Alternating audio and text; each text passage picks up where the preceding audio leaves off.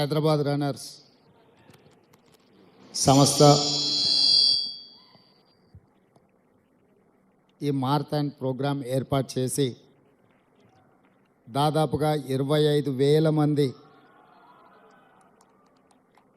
క్రీడాకారులను అందరినీ ఆహ్వానించి వివిధ కేటగిరీస్లో మిమ్మల్ని అందరినీ ప్రోత్సహించి అందులో గెలిచిన వాళ్ళని అభినందించడానికి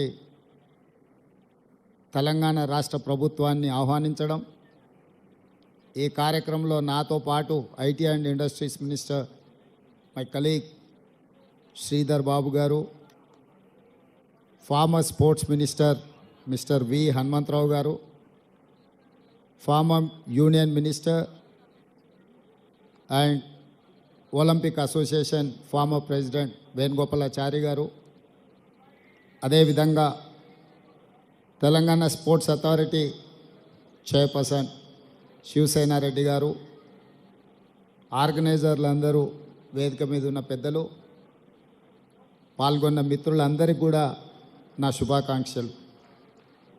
ఒకప్పుడు తెలంగాణ రాష్ట్రంలో ముఖ్యంగా ఈ గచ్చిబౌలి ప్రాంతము, ఈ స్టేడియం, ఇవన్నీ ఒక స్పోర్ట్స్ హబ్గా తీర్చిదిద్దడానికి 2000 సంవత్సరంలో ఆఫ్రో ఏషియన్ గేమ్స్ కానీ, ఆ తర్వాత మిలిటరీ గేమ్స్ కానీ, చాలా స్పోర్ట్స్ అండ్ ఈవెంట్స్ని ఇక్కడ మనం ఆర్గనైజ్ చేసుకున్నాం. అంతర్జాతీయ స్థాయిలో ఖ్యాతి గడించాల్సిన సందర్భంలో రాష్ట్ర ప్రభుత్వాల యొక్క ఫోకస్ మిస్ అవ్వడం వల్ల ఈ దేశానికే క్రీడలలో ఆదర్శంగా నిలబడాల్సిన హైదరాబాద్ నగరం ఈరోజు ఆ ప్రాధాన్యత నుంచి పక్కకు జరగడం, మళ్ళీ ఈరోజు కాంగ్రెస్ పార్టీ అధికారంలోకి వచ్చిన తర్వాత క్రీడల్ని ప్రోత్సహించాలన్న ఆలోచనతోని ఒక్కొక్క మెట్టు ఆ దిశగా అడుగులు వేస్తున్నాం. మొన్న జరిగిన మంత్రివర్గ సమావేశంలో వరల్డ్ ఛాంపియన్ క్రికెట్ సాధించిన సిరాజ్కి ప్రభుత్వం వైపు నుంచి గ్రూప్ 1 ఆఫీసర్ పోస్ట్ ఇవ్వడమే కాకుండా గతంలో మెడల్స్ సాధించి ఈసారి ఒలింపిక్స్లో పార్టిసిపేట్ చేసిన నిఖత్ జరీన్ స్టేజ్ మీద ఉన్నారు. వారికి 2 కోట్ల రూపాయల నగదును రాష్ట్ర ప్రభుత్వం నుంచి ప్రోత్సాహకంగా ఇవ్వడమే కాకుండా DSP కార్డర్ post, direct group 1 post కూడా మన క్యాబినెట్లో అప్రూవల్ ఇవ్వడం జరిగింది. అంటే తెలంగాణ రాష్ట్రంలో ఉన్న యువతను క్రీడల వైపు మళ్ళించాలి, క్రీడల వైపు ఆసక్తిని పెంచాలి అని సంపూర్ణంగా విశ్వసిస్తుంది, ఆలోచించి. అందుకే ఈరోజు సండే అయినా ఇతర కార్యక్రమాలున్నా హైదరాబాద్ రన్నర్స్ ఆర్గనైజ్ చేసిన ఈవెంట్లో రాష్ట్ర ప్రభుత్వ అధినేతగా, ముఖ్యమంత్రిగా ఈ కార్యక్రమంలో పాల్గొనడం ద్వారా తెలంగాణ రాష్ట్రంలో ఉన్న యువతకు ఒక సందేశాన్ని పంపాలని ఈరోజు నా సహచార మంత్రి ప్రభుత్వ భాగస్వాములందరినీ కూడా తీసుకొని ఈ కార్యక్రమంలో పాల్గొనడం జరిగింది. నేను ఈ వేదిక మీద నుంచి మళ్ళీ పూర్వ వైభవం తీసుకొచ్చే బాధ్యత ఈ ప్రభుత్వం తీసుకుంటుంది. ఈ గచ్చిబౌలి స్టేడియం, ఈ స్పోర్ట్స్ విలేజ్ను ఆ రోజు 25 సంవత్సరాల క్రితం నిర్మించి దూరదృష్టితో ఈ స్పోర్ట్స్ విలేజ్ను ఆ రోజు నిర్మించడం జరిగింది. ఈ స్పోర్ట్స్ విలేజ్ని 100% మళ్ళీ క్రీడా కార్యక్రమాలకే వినియోగించాలన్న ఆలోచన ఈ ప్రభుత్వం చేస్తున్నది. ఇదే కాకుండా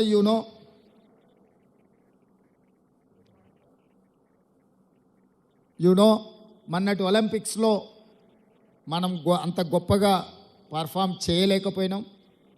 మళ్ళీ 2028లో ఒలింపిక్స్లో తెలంగాణ రాష్ట్రం నుంచే అత్యధికంగా మెడల్స్ సాధించాలన్న లక్ష్యంతో ఈరోజు తెలంగాణ రాష్ట్రం క్రీడల్ని ప్రోత్సహించాలన్న ఆలోచన చేసి ఈ మధ్యకాలంలోనే స్కిల్ ఇంప్రూవ్మెంట్ చేయాలి, డిగ్రీ పట్టాలు పొందితే ఉద్యోగాలు రావన్న ఆలోచనతోని యంగ్ ఇండియా స్కిల్స్ యూనివర్సిటీని తెలంగాణ రాష్ట్ర ప్రభుత్వం ప్రారంభించింది.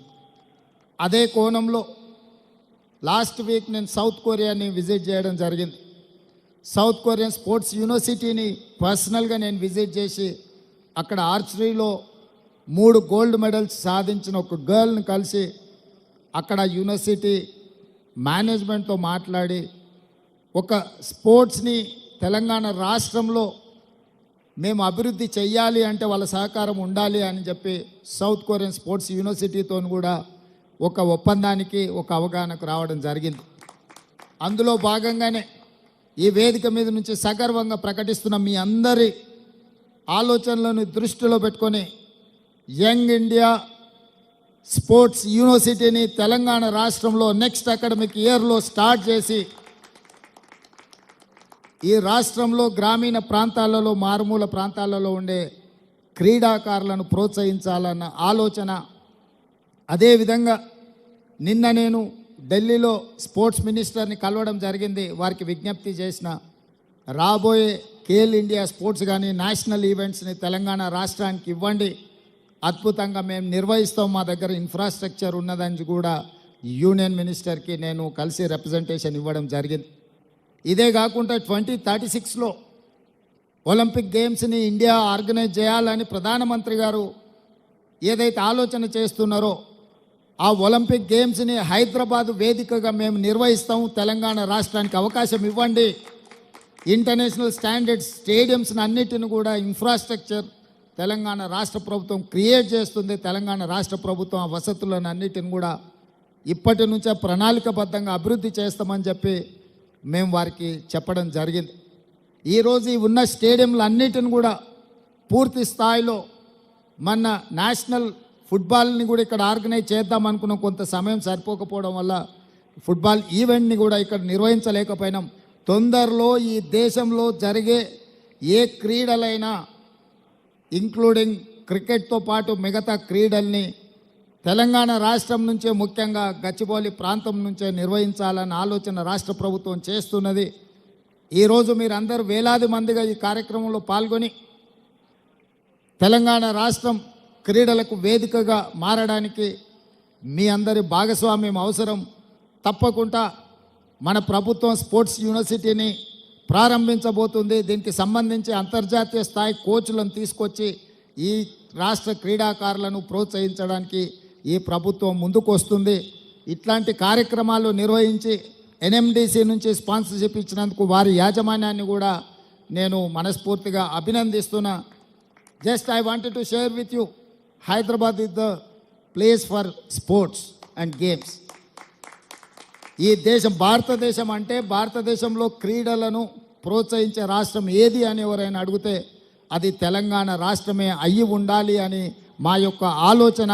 ఈ ఆలోచనకు మీ అందరి సహకారం ఉండాలని కోరుకుంటూ మీ అందరి దగ్గర సెలవు తీసుకుంటున్న మిత్రులారా, ధన్యవాదాలు.